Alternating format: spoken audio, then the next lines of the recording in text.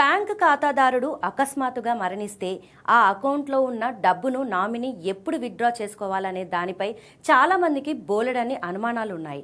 అయితే RBI rules ప్రకారం ఖాతాదారుడు చనిపోయిన తర్వాత నామినీ ఎప్పుడైనా ఎన్ని సంవత్సరాల తర్వాత అయినా ఆ డబ్బును క్లెయిమ్ చేసుకోవచ్చు. దీనికి ఎలాంటి కాలపరిమితి లేదు. నామినీ ఆలస్యంగా వచ్చారనే కారణంతో ఏ బ్యాంకు క్లెయిమ్ను రిజెక్ట్ చేయడానికి వీల్లేదు. కానీ ఇక్కడే ఒక ముఖ్యమైన ట్విస్ట్ ఉంది. ఒకవేళ ఆ అకౌంట్ నుండి 10 ఏళ్ల పాటు ఎవరూ డబ్బులు తీసుకోకపోతే ఆ అమౌంట్ అన్క్లెయిమ్డ్ డిపాజిట్గా మారి ఆర్బీఐ వారి డిపాజిటర్ ఎడ్యుకేషన్ అండ్ అవేర్నెస్ ఫండ్కి బదిలీ అయిపోతుంది.